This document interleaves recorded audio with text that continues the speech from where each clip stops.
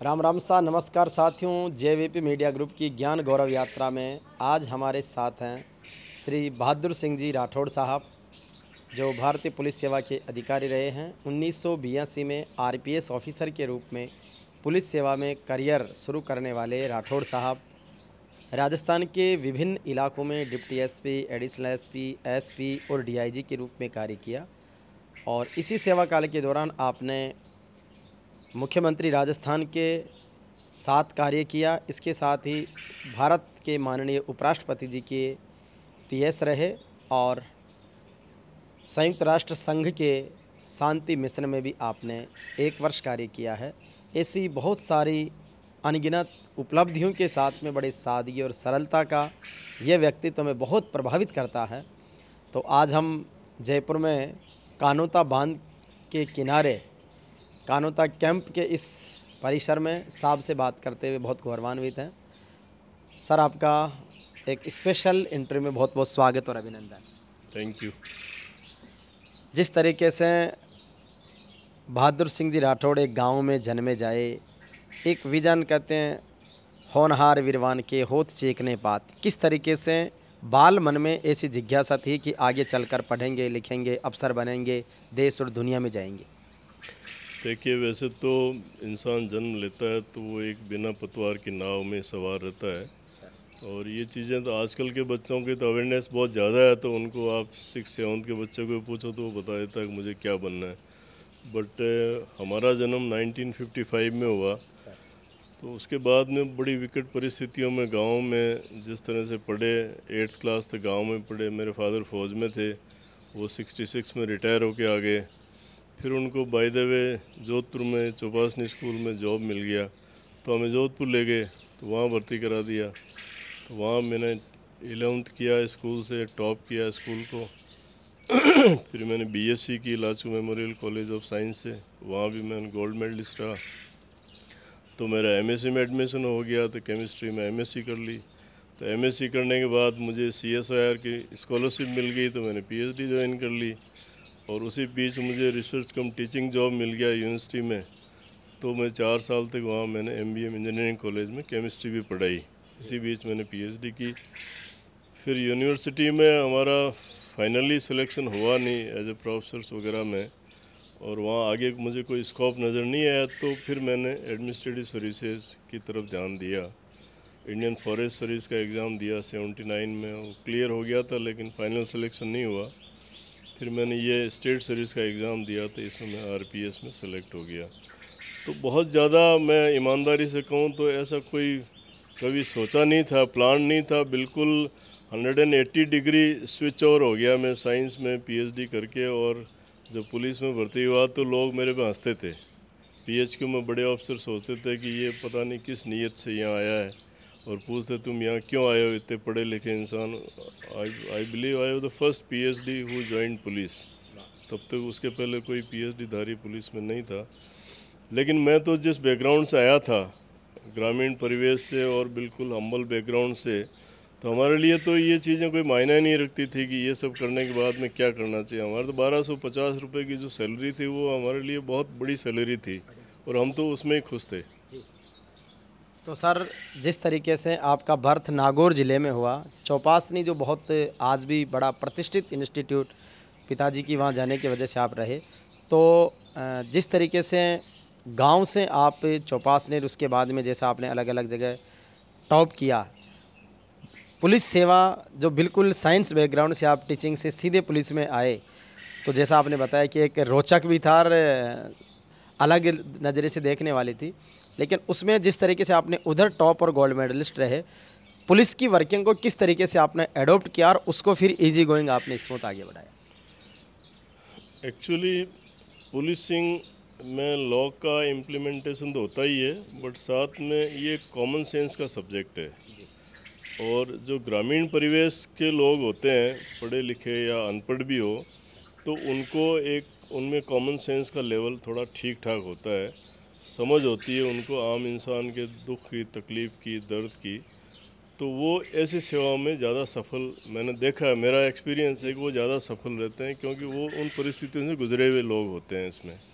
तो ऐसा कोई बहुत ज़्यादा मुझे उसका कोई डिफ़िकल्टी नहीं आई। अच्छा, स्कूल में और कॉलेज में मैं एनसीसी में था 7 साल तक, तो वो एक सेंस ऑफ डिसिप्लिन और यूनिफॉर्म में जॉब करने का, पहले से 7 साल एनसीसी में रहा हुआ था, तो मुझे कोई इसका कोई ख़ास फ़र्क नहीं पड़ा कि मैंने केमिस्ट्री की लैब से सीधा निकल के वर्दी पहन ली हो, तो मुझे कोई बहुत ज़्यादा उसका ट्रांसफॉर्मेशन महसूस नहीं हुआ उसमें।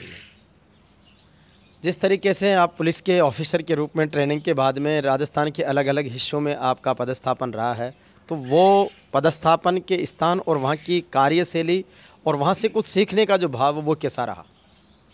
शुरू में मेरा पहला पोस्टिंग में ट्रेनिंग के बाद में मेरा एज ए प्रोबेशनर में झालावाड़ ज़िले में रहा, तो वहाँ पे तो बिल्कुल ही आदिवासी और बहुत ही डाउन ट्रोडन एरिया था, और मैं ऐसे एरिया से पहले कभी वाकिफ़ नहीं था। तो मनोहर थाना, भवानी मंडी, अकलेरा, खानपुर, सभी जगह 1-1, 2-2 महीने ट्रेनिंग में रहे, तो बड़ी दयनीय स्थिति वहाँ लोगों की नज़र आती थी। और उसके बाद मेरी पहली पोस्टिंग भी एज सीओ शाहबाद हो गई, तो वो बिल्कुल ही शहरी आदिवासी एरिया था, जो तब 12 ज़िला नहीं था, कोटा रूरल डिस्ट्रिक्ट बनाई था, तो कोटा से भी वो 160 किलोमीटर दूर ऐसा रिमोट एरिया था कि इधर पार्वती नदी आ जाती, तो उसके बाद कोई आने जाने का साधन ही नहीं था। तो 1-2 बार आना पड़ा, तो वो डोंगी में बैठ के हम राम राम करते हुए इधर आए और वापस गए। बड़ा विकट एरिया था। लोग बाग बड़े साधारण सच्चे जैसे गांव में होते हैं, वैसे तो हमें उसमें उस वातावरण में रमने में कोई ज़्यादा फ़र्क नहीं पड़ा, बट ये सेटिस्फेक्शन ये था कि हम कम से कम वहाँ पे रहे, तो हमने आम आदमी के दुख के निवारण में थोड़ी बहुत काम आ सके। उसके बाद में जैसे नेक्स्ट पोस्टिंग्स वगैरह, उसके बाद मेरी पोस्टिंग वहाँ से all of sudden Udaipur city हो गई, और उदयपुर सिटी में 2 साल रहा, और फिर 1 साल में सीओ गिरवा रहा उदयपुर रूरल में 3 साल। इनफैक्ट मैंने तो कभी कल्पना भी नहीं की थी, लेकिन फिर मुझे पता लगा कि हमारे वो स्वर्गीय नवीन शर्मा साहब हमारे एसपी थे, अब नहीं रहे, वो कोटा रूरल में एसपी थे, तो वो उदयपुर एसपी गए, तो उन्होंने मेरा पोस्टिंग वहाँ करवा दिया। तो ऐसे करके मैं उदयपुर पहुँच गया। 6 साल मेरी जॉब पूरी होगी, तो इंसेंटिव स्कीम में एक वैकेंसी निकली एज ए 1 रैंक प्रमोशन पे एंटी करप्शन डिपार्टमेंट में, तो मेरा मन किया कि मुझे उसमें जाना चाहिए, और मैंने उसका एप्लीकेशन लगा दी। राजेंद्र शेखर साहब उस टाइम डायरेक्टर जनरल थे एंटी करप्शन के, और मैं उनसे एक बार ही मिला, और फिर वो एक हाई लेवल एक कमेटी होती है सिलेक्शन के लिए, इसमें chief secretary, home secretary, DG police, DG anti corruption और सेक्रेटरी डीओपी, वो इंटरव्यू करते हैं। उन्होंने मेरा इंटरव्यू किया और मुझे 1 रैंक प्रमोशन पे एज एडिशनल एसपी ले लिया उसमें। फिर मैं 2 साल एडिशनल एसपी एंटी करप्शन में कोटा रहा, फिर 3 साल बीकानेर रहा, कुछ महीने जोधपुर रहा, कुछ महीने जयपुर रहा। और उस पीरियड में एंटी करप्शन में हमें प्रोसिक्यूशन सैंक्शन के लिए सीएम ऑफिस जाना होता था। श्री भैरू सिंह जी शेखावत साहब चीफ मिनिस्टर थे, तो वो जो प्रोसिक्यूशन सैंक्शन के लिए फ़ाइल डिस्कस करते, तो आईओ के सामने खड़ा रख के फाइल हाथ में दे के, और वो कई तरह के क्वेश्चन पूछते थे, और हमें बड़ी तैयारी करके वहाँ जाना होता था, क्योंकि वो खुद पुलिस में रहे हुए थे, तो वो क्या पूछ ले, तो हम सारी रात बैठ बैठ के तैयारी करते थे। तो वो मुझे 4-5 बार उनके सामने वैसे जाने का सौभाग्य प्राप्त हुआ, और समहाउ वो मेरे से कुछ इम्प्रेस हो गए, या उनको ऐसा लगा कि ये ठीक है, तो उन्होंने मुझे सीएम ऑफिस में additional SP vigilance, CM vigilance की पोस्टिंग दे दी, जो एक आईपीएस की पोस्ट थी उस ज़माने। उसके पहले सारे आईपीएस ऑफिसर ही उस पोस्ट पे रहे थे, तो मैं पहला अधिकारी था जो 6 साल की नौकरी में मेरे को उस पोस्ट पे उन्होंने ले लिया। और मैं जिस तरीके से सर किसी कहते हैं ना कि हीरे की फ़र्क जोहरी करता है, बड़े आदमी आपकी इंटेलिजेंसी, आपकी सिंसियरिटी, आपकी वर्किंग स्टाइल से कब इम्प्रेस हो जाए, तो आपने एक निस्वार्थ भाव से कार्य किया। सीएम साहब के साथ कार्य करने का कैसा अनुभव रहा? भैरू सिंह जी तो एक बहुत विलक्षण प्रतिभावान इंसान थे, उनके बारे में कुछ शब्दों में मैं कुछ भी नहीं कह सकता, और मैंने उनको जैसा पाया उस बारे में अभी मैंने 2-3 साल पहले उन पे एक किताब लिखी, धरतीपुत्र भैरू सिंह शेखावत, जो प्रभात प्रकाशन दिल्ली से पब्लिश हुई है। तो उसमें मैंने जैसा उनको पाया वो सारे मेरे संस्मरण प्लस उनके जीवन के कई ऐसे अनछुए पहलू जो पब्लिक डोमेन में नहीं थे, उनको उसमें लाने का प्रयास किया है। जब सीएम साहब के आप एज ए विजिलेंस एसपी के रूप में रहे, पूरा राजस्थान की ग्रीवेशन सुनने का अवसर मिलता है, सब चीज़ें देखने का अवसर मिलता है, तो जिस पृष्ठभूमि से आए, जिस तरीके का सिनेरियो समाज का, प्रदेश का, सरकार का, राज्य का देखा, तो क्या नई चीज़ ऐसी सीखने को मिली जीवन में जिनको आप नए ऑफिसर्स के लिए कहना चाहेंगे कि उन्हें भी इस तरीके से सीखना और इम्प्लीमेंट करना चाहिए? देखिए, सबसे पहले तो जो भी पब्लिक सर्विस में होता है उसके दिल में आम आदमी के प्रति एक दर्द होना चाहिए, एक उसमें भाव होना चाहिए उसकी मदद करने का। ये है तो फिर वो अपना कोई भी मैकेनिज़्म डेवलप करेगा तो उससे काम हो जाएगा। भैरू सिंह जी शेखावत साहब सुबह 7:30 बजे तैयार होके स्नान ध्यान करके 7:30 बजे ड्राइंग रूम में आके बैठ जाते थे। 7:35 पर भी हम वहाँ पहुँचते तो लेट माने जाते थे, और हर वहाँ लाइन लगी रहती थी, और हर आदमी जो भी उनसे मिलने आता वो ड्राइंग रूम में उनके सामने खड़ा होके 1 to 1 वो हर आदमी से बात करते।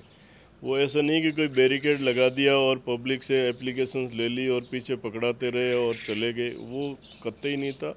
500 साल और उस आदमी से वो पूरे ज़िले की सारी रिपोर्टिंग ले लेते उस 1-2 मिनट में, और उसके बाद में वो सुबह 8-9 बजे के बीच तो किसी न किसी जिला कलेक्टर को फ़ोन करके उसकी चाय ख़राब कर देते कि तुम्हारे वो उस स्कीम में क्या प्रोग्रेस है, तुम्हारे उस फलां जगह क्या काम चल रहा है और उसमें क्या नहीं हुआ, और ये मेरे पास आया है। तो वो जो उनका इंटेलिजेंस सिस्टम था वो आम पब्लिक ही थी, और जो सुबह 9-10 बजे तक सारे जयपुर राजस्थान की सारी पब्लिक में कहाँ के आम आदमी वो आके उनसे अपनी व्यथा भी कह देता, और वो बाकी भी वो कैसा महसूस करता है वो सारी चीज़ें वो उनको बता जाता था, और उसी के बेसिस पे उनका राज चलता था, इसलिए वो सक्सेस भी रहे। नेचुरली होता है।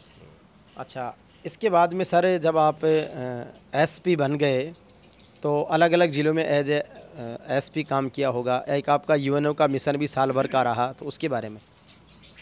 मैं 2003-04 में 1 साल के लिए यूएन पीस कीपिंग मिशन में सेलेक्ट हुआ था। एक इंडियन कॉन्टिजेंट जो जाता है इंटरनेशनल पुलिसिंग के लिए, तो हम करीब 134 अधिकारी थे जो ऑल स्टेट सर्विसेज के, और BSF, CRPF, ITBP, central paramilitary forces के।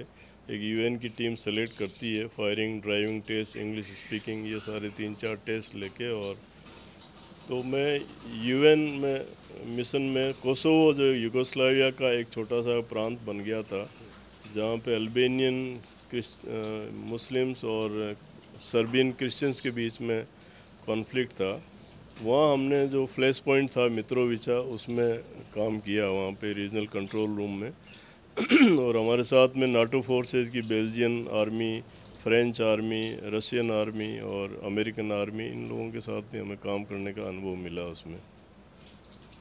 जिस तरीके से सर वर्ल्ड वाइज टीम के साथ में कार्य किया है, तो कहते हैं कि जब व्यापक दृष्टिकोण आपका विकसित होता है तो काम के कई सारे रास्ते खुलते हैं, तो किस तरीके से वहाँ का जो अनुभव है, आपने कार्य तो बड़ा बेहतरीन तरीके से किया है, क्या कुछ नई चीज़ सीख रहा है जिसको जीवन में ऐसा महसूस किया कि वाकई में अगर यह नहीं आती है तो ये मिस हो जाता? देखिए, इंटरनेशनल पुलिसिंग में जैसे हमारे ऑफिस का ही मैं आपको बताऊं तो हमारे ऑफिस में Russian, American, French, German, Pakistani, Bangladeshi, आपके इजिप्शियन, मलेशियन, इंडोनेशियन कंट्रीज़ के अधिकारी थे, जो हम एक टीम की तरह काम करते थे साथ में, और हर कंट्री की एक वर्क कल्चर अलग है।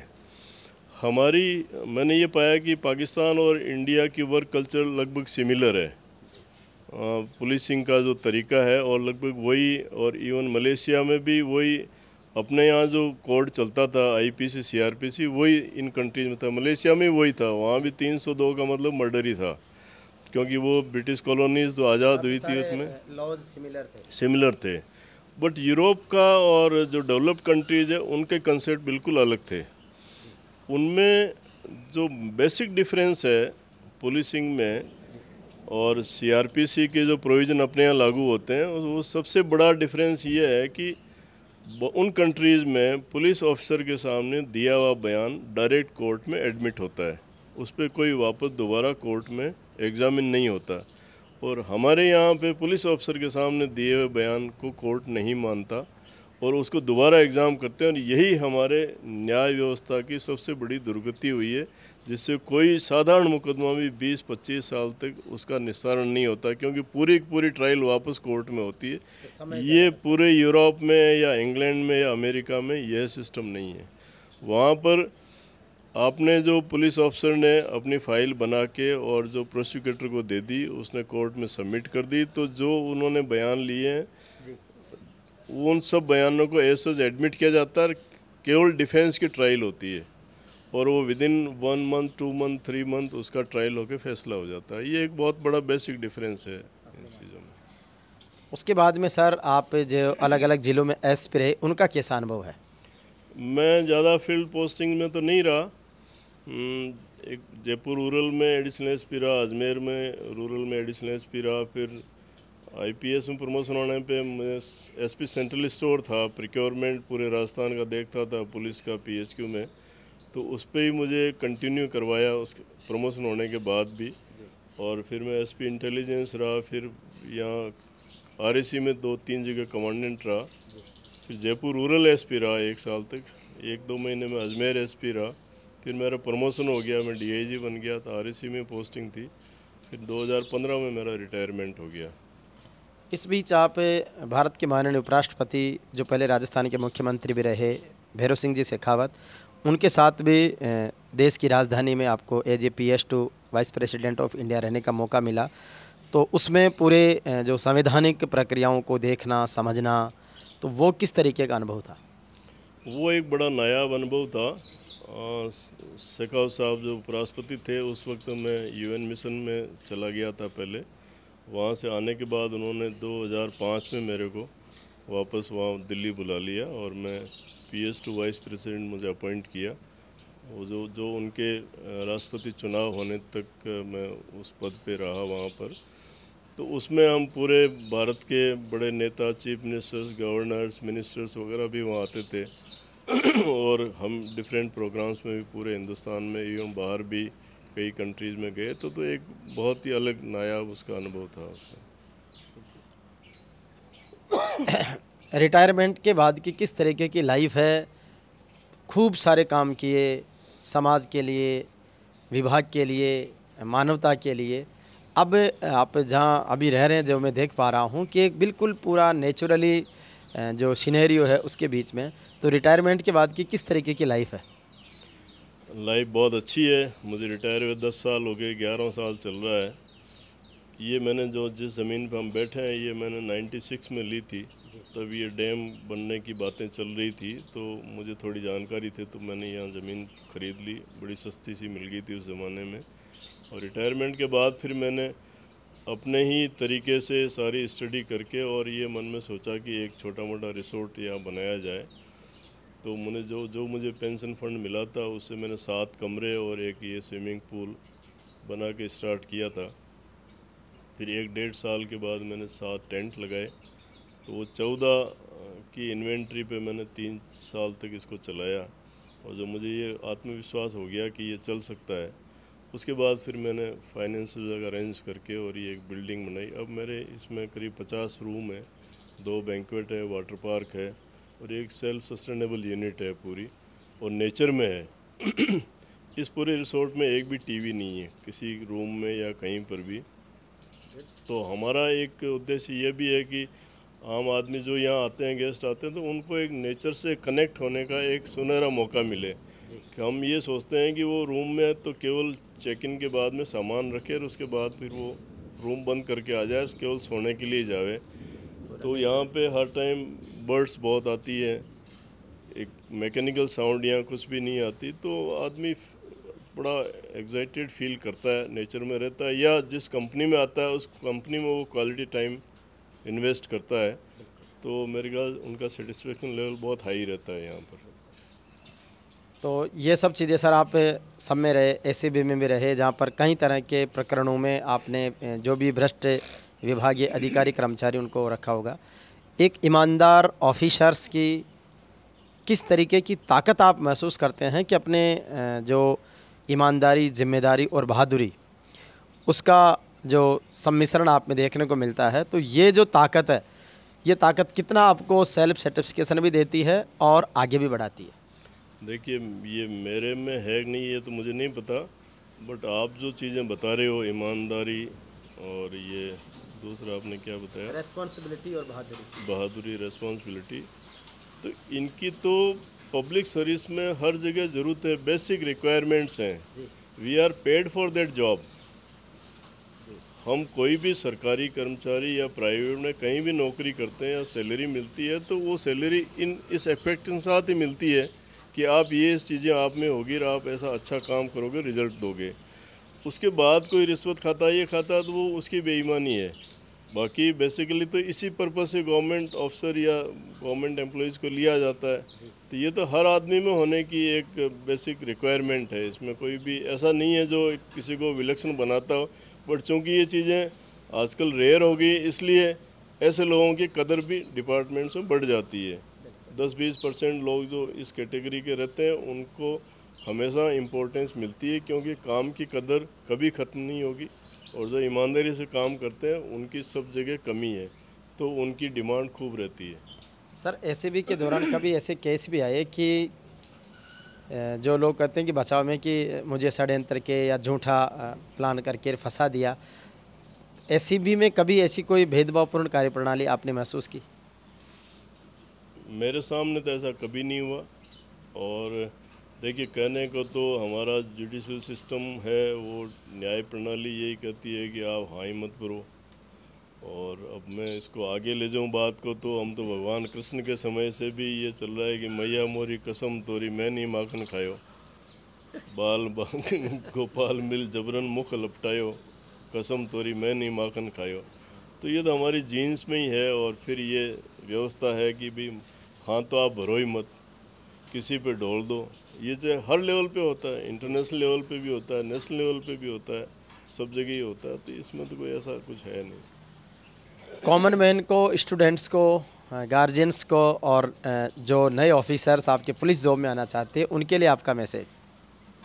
कोई बहुत स्पेसिफिक मैसेज कुछ नहीं है। जो भी आप काम करना चाहते हैं, उसमें आपको एक्सीलेंस होनी चाहिए। देखिए, जाकिर हुसैन साहब थे, वो केवल तबला बजाना जानते थे, और हर गांव के मंदिर में भी हमारे गांव में लोग तबला बजाते हैं। दोनों एक ही इंस्ट्रूमेंट है, एक सी उंगलियां, दोनों तबला बजा रहे हैं। तो वो कहाँ पहुँचे और वो कहाँ तबला बजा रहा है, आप इस चीज़ से कंपेयर कर सकते हो कि what's required is the excellence. आप जो भी काम करिए तो उसमें एक्सीलेंस होनी चाहिए। तन मन लगा के पूरा करोगे तो सफलता आपके निश्चित कदम चूमेगी। इसमें किसी काम के लिए और कोई रिक्वायरमेंट नहीं है, एक ही चीज़ का रिक्वायरमेंट, दैट इज़ एक्सीलेंस।